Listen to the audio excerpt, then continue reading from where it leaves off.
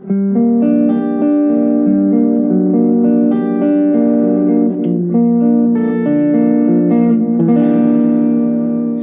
everyone, and welcome back to another episode of Shred and Soul. I'm Shred, a.k.a. Kevin Wood. And I'm Soul, a.k.a. Wind Hughes. I'd really like to thank you all for your comments from the last episode with our wonderful friend Brian Anthony Orlando talking about his new book, Rock and Soul Tarot. And people are connecting with him for their own readings. I really appreciate him being here via Zoom because he's in Long Island, New York. So check out his book on Amazon and Barnes & Noble. And today we have Mike Sloat, which we teased you with in a couple of posts and last week. And he is an amazing guitar builder and video director of music videos. And you can catch some of those online. He'll tell you about that in a bit. But I want to turn it over to Mike and Kevin, who can maybe talk about trying to remember exactly what the project was when we all first met, and then talk about your guitars and show your guitars would be great. Yeah, what was that? I think probably back in 2015 or something, we all met at a restaurant, I believe. Right. Yeah. I think it was around a possible film project. It was. Yeah, I had pitched a documentary idea to my producer at the time about Temple of the Dog, which was like one of my, favorite, musical projects from the 90s. Loved that whole thing and started reading about the history and how it came to be. And I was like, this is a story people should hear. It's, it's so interesting. And my producer started doing some research and was like, well, Andrew Wood's brother lives in Sonoma County. I'm like, okay, well, there we go. Let's find him. So yeah, then she contacted you guys. We had dinner. I don't know if we ever talked about where that went. I don't think we did. I don't think it ever really came up again. It didn't, because doing more research, she found out, I don't know if you know anything about this, Brad Pitt had the rights to tell that story. What? Whoa. That's what we found out. Brad Pitt. Yes. How? Because he was friends with Chris, or? I have no idea. When we found that out, we were like, oh, so it's going to be some big Hollywood thing. Yeah. And I don't even want to. Well, that's good to know. Yeah. Well, I had no idea. It was so weird. So yeah, we just let it go. Yeah. Well, going up against Brad's attorneys would probably take us some deep pockets. But I didn't want to find out. That was our introduction, and of course, Wynn says, we're going to go meet a guy, So I looked you up and found out that you build guitars. It's true. And at the time, you were building exclusively Flying V's, which is one of my favorite kind of guitars. But when did all that start for you? So we lived in LA. In 2003, my wife and our first daughter and I moved to LA so I could do music videos. It was a terrible 3 years of being in smog and terrible people. It didn't fit in. It was not a good scene. I had started editing a project for Machine Head, which was a live DVD of them at the, I can't remember, the Brixton Academy in London. So I was editing a live show for them. And every time I'd finish a song, I'd have like 20 or 30 minutes to export the video. And instead of just sitting there, I picked up my old guitars and started playing again. I hadn't played consistently in like 17 years. Mm-hmm. So I started playing again and then started reading the history of the electric guitar. And like the Telecaster was the first real solid body electric guitar built by a guy who Leo Fender didn't even play. He just was an engineer and brilliant. And I started, I was reading about how he just built it for, to just be something you could take the neck off and put a different one on, take the pickup out, put another one on. It was just like a utility, piece of utility for a guitar player. So I was like, well, I know, my dad taught me woodworking, so I could probably build one of these. So I started ordering parts from all around the world and put a Telecaster together. And it came out really good. And I was like, I've always wanted a flying V. I was a huge Scorpions fan as a kid. They played, Rudolf Schenker played a V. Michael Schenker played a V. I was like, I should try to make a V. So when we moved back up to Sonoma County, my dad has this insane, big wood shop before the Tubbs fire, at least. And I started building this flying V, like a classic 58 V, the yellow finish and everything. And it came out pretty good. So I was like, well, I'll try to make like a real shredder guitar. Did that, then that led to, I should try to do this. And then just trying different parts of it it became a total obsession to make the perfect V. And I'm still doing it 15, 20 years later, however long it was.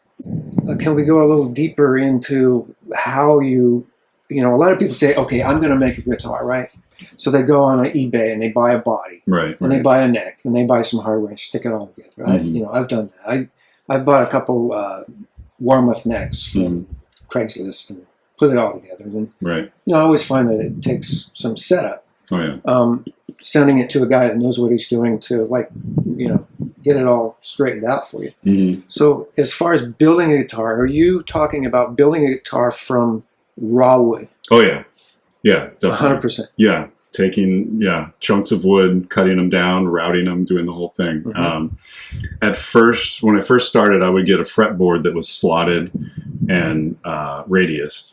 And then, reading how to do it, I was like, well, I can do that too. I mean, it's just an extra step. So I started just getting, a pre-cut piece of a fretboard. And I was like, well, I like walnut. I like, this or that. So I'll just get a big chunk of it and cut a bunch of them and have them standing by. Mm-hmm. So yeah, the only thing I don't build the electronics. I don't build my own pickups. We've got EMG pickups in Santa Rosa that I'm connected with. So I'm like, I'm putting those in everything. Set up for that, yeah. So yeah, from big chunks of wood, just cutting them down and doing it all totally from scratch. And if you look at my guitars, grab one. Let's see one. Plenty of flaws. I don't even And did you bring your guitar out?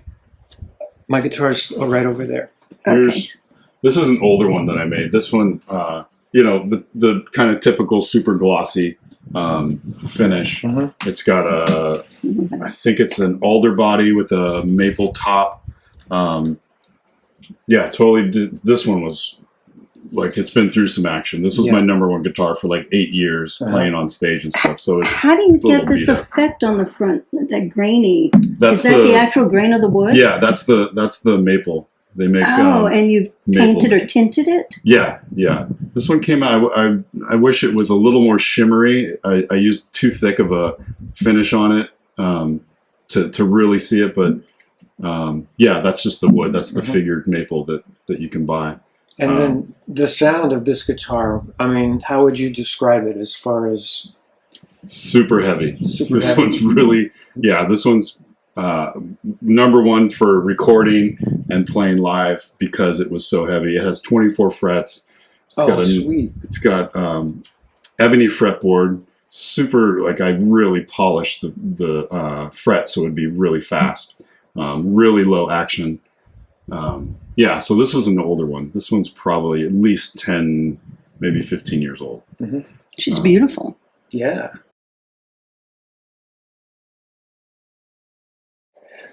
If somebody wanted you to make one of these for them, same guitar, or even, I don't know, would you sell this guitar? How much would you want for it? Probably at least $2,500. Mm-hmm. Just because it's such a long process, especially the finishing process to get the glossy finish. In this day and age, that seems like a deal, honestly. Well, good. You go on. Write me a check. Okay, it might bounce, but. So that's an older one. I forgot the question already. What were we talking about? Well, it's basically what kind of wood you're using. Oh, okay. How do you determine what would you use in terms of the sound? The person you're making it for, the kind of music they play? Yeah, if I'm making one for someone, they usually have a preference of maple, mahogany. They usually tell me what they want. If it's for me, I kind of go, I stick with what the classic tone woods are, which would be maple, mahogany, alder, basswood, and even walnut sometimes. So, grab that one. This is one of the newer ones I made. This is 95% walnut. And I really love the look of walnut. I think it's really That's cool. gorgeous. I mean, look at the back, the figure on the back is just That's very going to be cool. a pretty heavy guitar. It's pretty heavy. It's, I think they're all kind of the same. They're somewhere between 7 and 10 pounds, I would imagine. Oh, yeah. Well, it's still not as heavy as my Gibson Les Paul Right. custom. Right. Yeah, it's less than that. But I love the look, Yeah. the angle. This is so much more angular in Right. its appearance. I had seen a Telecaster that was walnut with all black hardware, and it's like, oh, a V like that would be amazing. Mm-hmm. So I took a lot of time, and at the time I was making neck through bodies. So the neck goes from the headstock all the way to the end of the body, Right. and then you put those wings on the side to shape it. That's a very stable way to do Yeah. things. Oh, it's insane. So that's something I want to know about. So the first, I was working on a bass that was a neck through body, and I kept screwing it up. I had done it twice, so I stopped and started building just a V that was neck through body, just as a, to test it out to see what I was doing wrong. And it came out really good, except that, when you got a plane of wood that's going straight down like that, you got to have some kind of drop down for the hardware to sit in, right? Or else it's going to be really difficult. So after making like 2 of them, I kind of discovered that, you got to get like that little drop down there, add a piece of wood back here. So it was a whole new process of trying to figure, lots of geometry and physics, basic stuff. But it's like, it's got to be right for it to play correctly, for it to sound right. You got to have the right space from here to here, here to here. This has to be right here and here. So I feel like I've kind of nailed it on this one. This is like my number one right now. That is a beautiful guitar. Thank you. And what do you have in here for pickups? EMGs. It's a 57 and a 60 or 66. I forget. It's a combo that they put together that sounds really good together. High output combo? Yeah, it's high output. It's a battery in it, so it's active. Yeah, I love EMG. Love that they're right here. I've noticed that a lot of the EMGs you see do not have pull pieces sticking out of the covers. Yeah. Is this a particular kind that, I don't know very much about EMGs. I'm not sure. Honestly, I don't know why some do and some don't. I think they started doing those covers just to be different because no one was really doing them at the time. But then they started doing, I think it's possible that maybe it was James Hetfield from Metallica that requested it. Oh, okay. For the look of it. Oh. I'm not totally sure. Maybe someone before him. But It looks cool. I think it's cool, yeah. This is a beautiful guitar, though. And as far as your neck through design, I mean, did that piece of wood that comprises your neck, did you have to shave that all the way down? I mean, your neck through is... Yeah, that's amazing. So that was like the size of a baseball bat before you started. Yeah, it was massive. It was so big. And it's 7 pieces of wood. I could see layered. Glued together. So yeah, laminated all the wood together. It was probably 3 inches by 3 inches at the time. And then, cut it all the way down, do a real rough cut, and then start sanding and shaping and sanding. And I mean, that's the thing I've learned. When you think you're done sanding a guitar, sand it like 2 more times because you're going to see every flaw. And the other thing with this is I haven't been doing the really thick lacquer just because it's such a horrible process. All that, like when I was doing the really high lacquered stuff, I was getting a headache in the back of my head, even if I did it outside. So the smell, huh? Yeah, just the fumes are so toxic. So I just started doing this really natural finish where it's protected by maybe 3 or 4 layers of lacquer, but I don't know. I'm really into this now where you can feel the grain. Yeah, it's I know. really That looks great.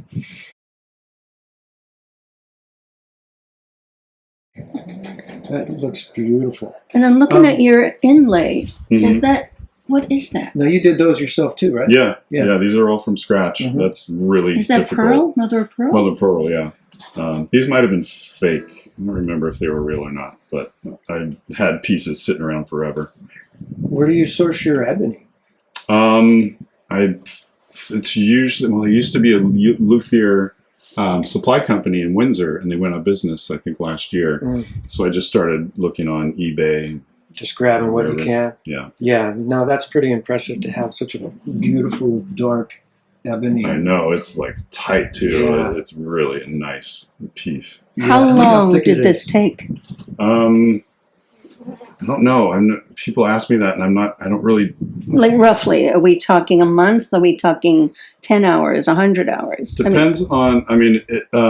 Realistically, Yeah. with my schedule and everything, it probably took 6 weeks altogether.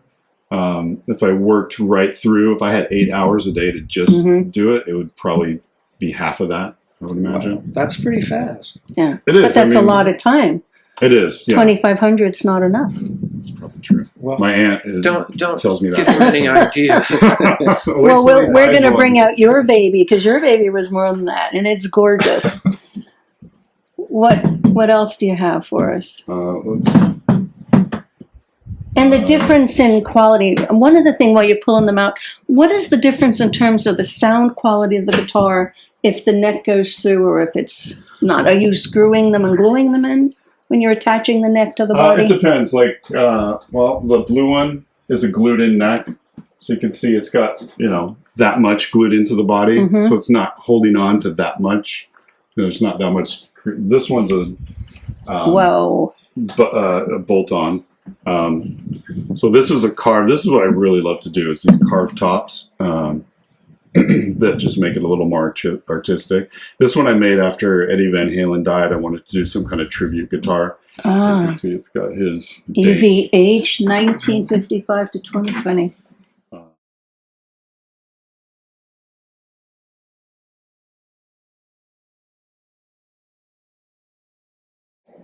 I had made one of these first for to sell in a music store, and it sold within like 2 days. So I was like, oh man, I was hoping I would get it back. So so I made one for myself that I just wanted to keep. And for the viewers, this is wood. This looks like metal straps. If you can hold it up maybe a little bit. And this is carved wood, not metal straps. Right. It's amazing how you create that metal look. Let me go grab the guitar you made for me. So I went and grabbed the guitar that Mike built for me. This was commissioned by my wife for a present for the holidays, for Christmas actually. So look at that. It looks like the side of a ship. It's wood. You hold this part up a little bit so you can see. And then it's sheathed with metal. A nice runic kind of Viking design.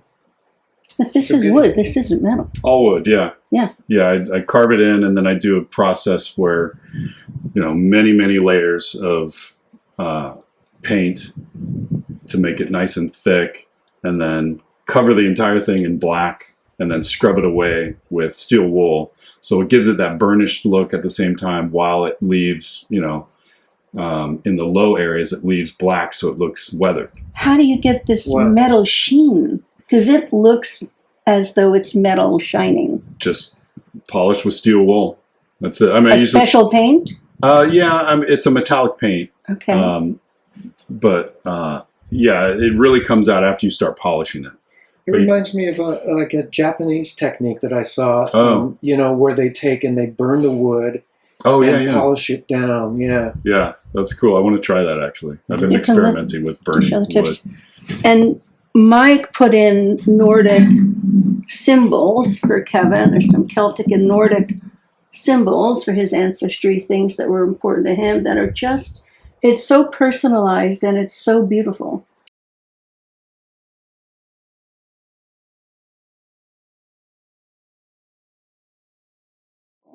The major flaw is that I made it too wide for any case. It's an extreme V. Any custom case makers out there? Yeah, really. But it's really nice and light. So it's not heavy. When you're tired, you can pick it up and go, I'm not tired anymore. But in the back, you show the back. Look at this. This is that's wood. A bolt-on. None of it's metal. Right. Yes. A bolt-on Which will give it a brighter sound. Really, bolt-on necks have a brighter. You know, it's a personal preference. Yeah, it is. You know? Yeah. I mean, most of what I play is so high gain. I don't really notice that much. I really notice more, difference in the pickups than with the wood or the neck or stuff like that. I mean, the pickups are such a critical part of taking that sound and putting it into the amp. So yeah, I noticed definitely a big difference between this or that or whatever. Oh, you have an EMG now too. Yeah, it's my first EMG. Right. Covered in paint and black. Yeah, it's a beautiful guitar. I'm gonna go put it back because I don't want to set it on it. So more about the wood. Now I'm looking at the neck. Did you say that's maple? Maple, yeah, maple everything. Maple neck and a maple. This was the first fretboard I ever actually made from scratch. You can see how thin it is. Yeah. I went a little too far. A maple cap. Yeah, this is the first Strat style neck that I ever made. I was telling Wynn that, so I had made one of these, sold it in a guitar store, and I wanted one for myself. So I started building it, and I had, this long piece of neck wood, and I had cut it. I think I was trying to cut this angle on the headstock. So I cut it somewhere, and I was like, oh, wait, that was wrong. So I glued it back together. And then when I was making this, I was like, I got to remember to put that cut down somewhere where it's not going to, appear. Instead, I put it right in the middle. Right in the middle. Of the neck.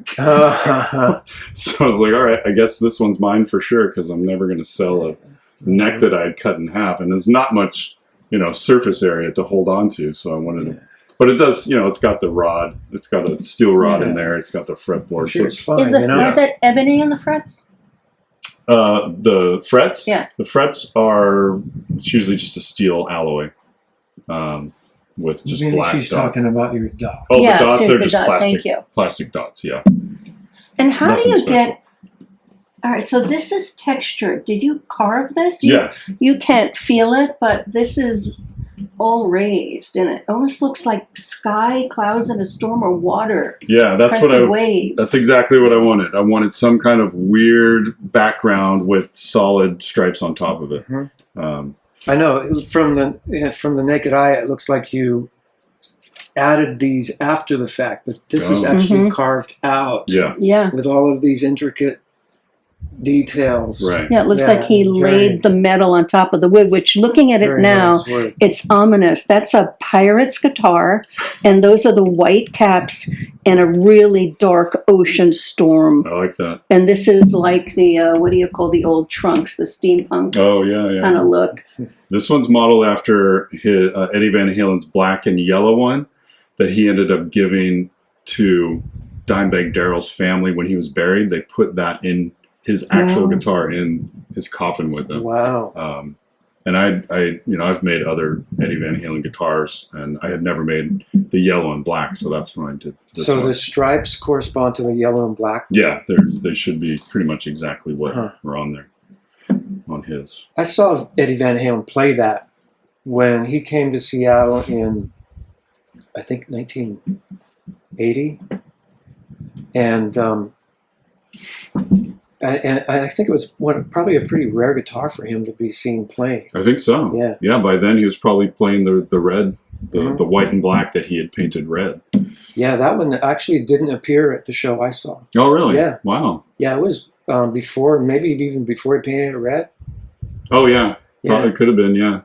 But anyway, Van Halen took a Ibanez Destroyer, Right. one of the Carina body ones, one of the ones that are very sought after these Yeah. days. Cut that notch in it and put those metal things Right. for looks. Yeah. And he always said in interviews that guitar ended up sounding like shit after he did that, Right. and he ruined the sound and couldn't bring it out, play it ever again. Totally. I think it's kind of funny. There's a guitar company right now who is selling remakes of that particular guitar. Oh, yeah. There's one in Santa Rosa. I saw it a couple years ago. I'm like, oh my God, they're making these. Mhm. I wonder if I wonder what the difference is between that and, the new one. Mhm. If there's any, it's It's crazy. Such a weird.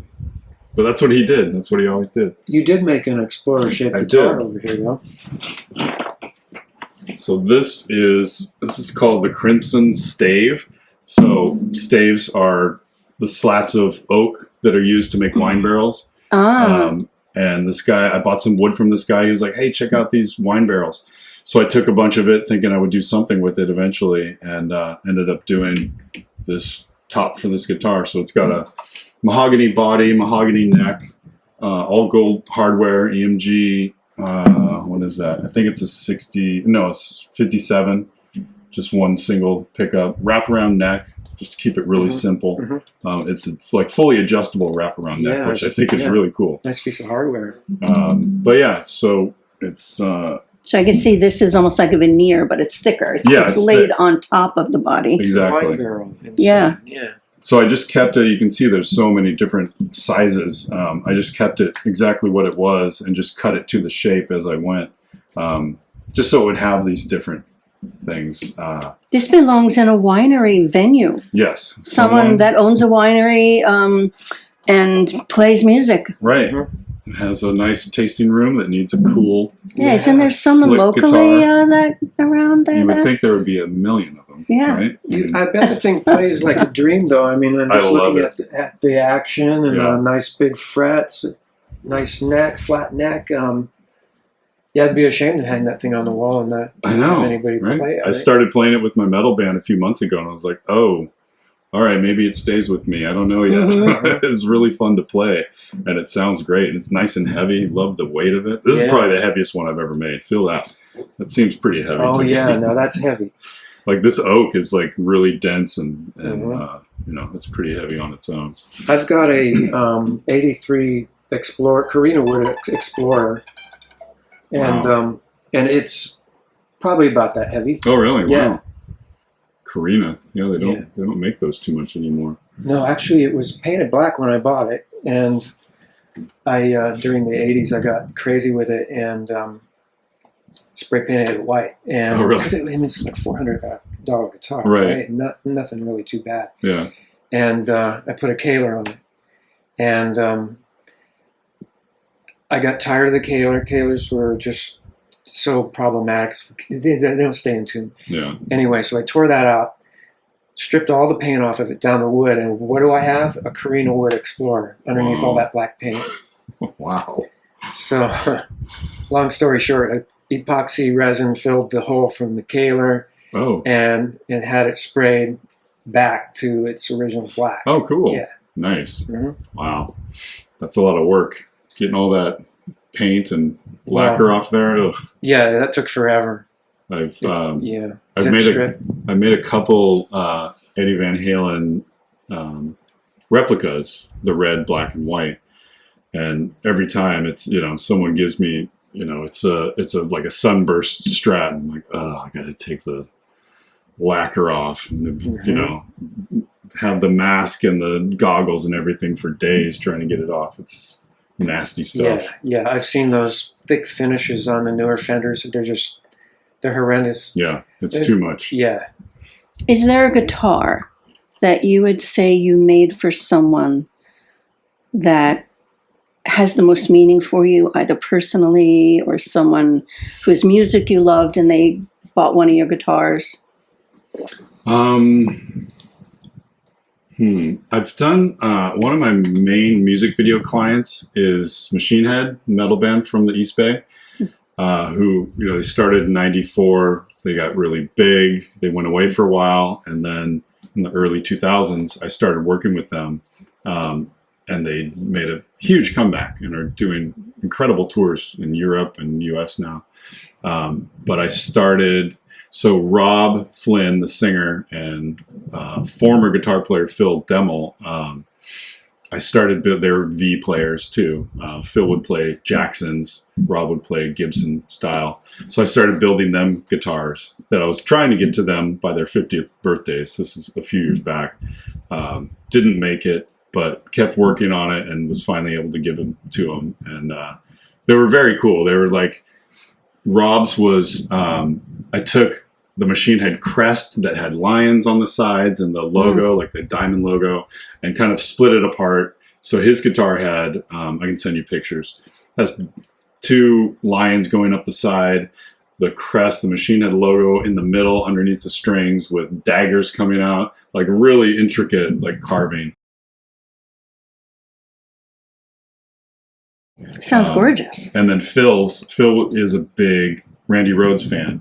So I made his like a Randy Rhoads tribute. So it's got the Machine Head logo in the same place under the strings, but then it's got the pinstripes carved in on the sides, like Randy's white and black pinstripe guitar. And then down the middle, like following the neck down to the bottom of the body, it's got his polka dots inside there too. Cool.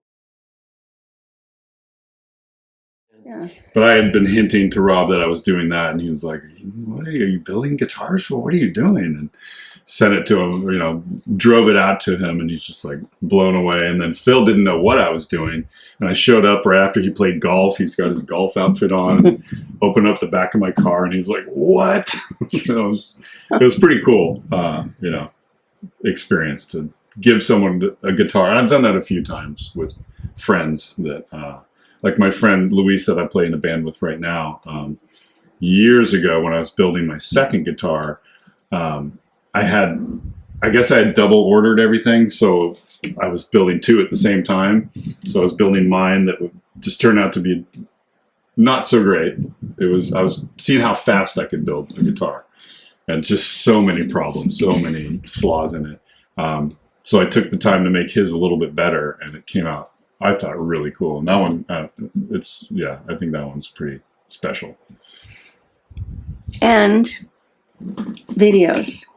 I want to make sure we take a few minutes to talk about your videos, and because you do rock videos, and I've seen some of them that you've posted online. Can you tell us about that, and are you still doing that? Oh yeah. That's a huge part of about half of what I do is I work with a few nonprofits doing their video promotion stuff. I work with a fitness company, and then the other half is music video, and actually behind the scenes for music industry stuff. So like right now, I just shot a video for Forbidden that I'm editing.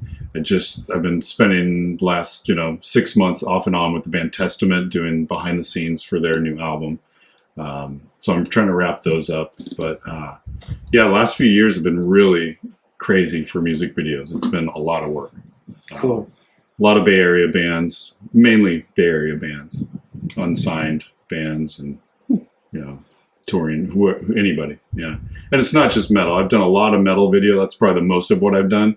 But I've done country videos. There was a time when I was doing a bunch of Mexican bands just out of nowhere. They contacted me, and it was really fun, working with them. Haven't really done rap. I did like one rap video in film school in the mid '90s, and but yeah, it's been mostly rock, metal, country. How do people find you to get the video made? Now it's all word of mouth. Mm-hmm. It's pretty much word of mouth, and it's pretty much Facebook or Instagram. So someone could contact us at shreddensoul@gmail.com or comment and track you down. Yes, or MikeSloat.com. MikeSloat. I got all my videos are up there, samples, and Oh, okay. Probably the easiest way. I really love that you at some point in your life, you've chosen to do what you love and earn a living doing that too, but that you're actually spending your creative energy, your passions in it. You can tell just by seeing you and hearing you, and you're playing music too. Do you have a band you're currently in? Yeah, 2 bands right now. My buddy Scott and I started a band in 2011. Found a drummer, found a singer. Everything came together around 2012. We were called The King Must Die. It's a metal band, like old school Bay Area thrash band. Mm-hmm. Our singer got really sick around 2018, 2019. So he had to quit. And we were just kind of lost. We didn't know what to do. So we kind of jokingly asked our friend Bill from the band Hellbender, like, hey, when you're done with that band, come check us out. And so last year he's still with the other band, but he's like, everyone's got 2 bands now. I can do 2 bands. So he's been singing with us, and it's awesome. He's like us. He's one of us. We grew up together.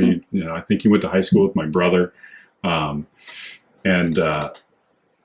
he's with us now. We've got, pretty much a full, set of songs. We had to take a little break because our bass player just had major shoulder surgery. So that put him out for a while. He's actually in both my bands. The other band is Chrome Addict, and we are an 80s cover band, and we're just playing gigs and having fun, learning old songs and rock songs, new wave songs, whatever we used to like to listen to. It's a lot. It is. But And it's you really have fun. a family. And I have a bunch of kids. I have 2 grandkids now. Yeah, this is great. How do you yeah. like being a grandpa? Oh, it's awesome. Isn't it? Oh yeah, it's super fun. Yeah, they're my daughter and her husband and the kids live on the same property as my dad in a little granny unit, so we see them all the time. Nice. It's really fun. Yeah. You have a lot of vibrant energy for everything you're doing. I mean, I'm impressed. My wife I really would probably appreciate tell you that. it's too much, I guarantee, because we also do. So one of the nonprofits I work with is Redwood Gospel Mission, homeless shelter. And I started working with them in 2015, and they're an amazing organization. They do so much for homeless people in Sonoma County. So that same year that I started working with them, we had a really rough Christmas where we felt like our kids were really being greedy. The grandparents were spoiling everybody. We were like, Christmas is over. We are not doing Christmas next year. This is ridiculous. And we're like, well, we can't really do that. Let's do something for the community. Long story short, we ended up creating a Christmas concert. And you do that every year. Yeah, we've been doing it for, I think last year was our 7th. This will be our 8th year that we're doing it. We skipped 2 or 3 years for COVID and personal stuff. But yeah, we try to do it every year and raise, thousands of dollars for the Redwood Gospel Mission for their projects. And that's your Christmas. Yeah. Nice. That's beautiful. Well, we still do the presents and stuff, but Well, the grandkids, come on. I'm sure you get your grandkids for sure. presents, Yeah. right? And the kids too. But we wanted it to be a project that all of us could do together. 2 of our girls are very musical, and one is very organization. Like, she can organize stuff, she can decorate, she can do it. So it made sense to have us all involved, and we wanted it that way anyway. So we do that every year, and it's a lot. Like, once Halloween hits, it's like, all right, we're in Christmas mode. We got to find the venue, do this, and then set up all the musicians. Well, I see your promotion for that every year, and I really like that about you and your family, that you're giving back and taking Trying back to. the meaning of Christmas, which I think means different things for everyone, whether you're Christian or not. It's Right. a time, or the solstice, and it's just a beautiful time of heartfelt giving and love, hopefully, for most people. And I really appreciate that you give back to the community in that way. Trying to. I mean, it was really, it's motivated by the Redwood Gospel Mission, just seeing, they are very God and Jesus focused, but the programs they have in place are incredible. Like, their philosophy is, let's take people off the streets, but let's keep them off the streets and teach them how to roast coffee or work a forklift or work retail or work in a kitchen. They have all this stuff set up. I had no It's idea they amazing. did that. It's amazing. Yeah. That's great. And can they be found online? And we Yeah, can post the link to them for anyone interested. I think it's either rgm.com or Redwood Gospel Mission SR. Maybe you can text it to me I'll text later, it and to I'll you, yeah. put it up. Anything else you want to say? I don't know. Not that I can think. I like your mugs. The Shred and Soul You like mugs that are shred really, soul? really cool. We're about to make. In fact, I was just thinking I have to order a bunch because folks want them. Oh, yeah. Yeah, Well, I'm glad you like them. Thank you. I want one. We'll have to send you one when we get another. Yeah, get a new Shipment. batch. Please do. Yeah, those are cool. So you can find Mike. His guitar business is Sloat Custom Guitars. Right. And MikeSloat.com, SLOAT.com. And you can find the video information as well Mhm. in that area, It's right? all there. Yep. Okay, and guitars. If you want a guitar made, I mean, I had such a good time working with Mike and saying, you know, what are the symbols? What are the things that are meaningful for Kevin? And how do we put that in the guitar? And you just did a beautiful job. Really. And we made it in time too, right? Yes, and Okay. yes, it was in time for That doesn't somehow in always that happen. Christmas season. Right, it was in time. That was a miracle. Yeah. You know how guitar picks are? You hang on to them for a while. I've had your guitar pick since that Christmas. It's in my rotation. It's very close by, probably sitting by my recording interface. Yep. So yeah, and it was such a surprise and such a awesome. You had no idea? I had no idea. Oh, wow. I thought That's she was amazing. going to get me like maybe a AR-15 or something, you know, or a nice watch or something, because I knew there was like this buzz. Yeah, he was shocked. Mm, He didn't know what to say. wow, that's cool. Yeah. Yeah, I like those situations. Yeah. That's very, very nice. Yeah, it's kind of hard to top that. Yeah. Gibson, Where do you like, go? where do have I you go done? from there? Another guitar. Right, yeah. What have you done since then? Maybe we shouldn't talk. Rolex. Oh, okay. Well, that's What else? something. Sometimes just we go away. You know, Nice. those times Yeah. when the gift isn't really it, it's the memory Yeah, of an experience. Oh, yeah. We do things like that a lot. that's the way to do it for Yeah. sure. Well, thanks for giving us your time. Of course. Thanks for And it was a having me. very busy schedule. And again, you can, MikeSloat.com, you can hire him to do your videos and you could have him make you a guitar and just talk to this awesome human. Thank you. So check back with us again. Subscribe, please. It helps us work with that algorithm and check back next week. And until then, catch you later. Bye.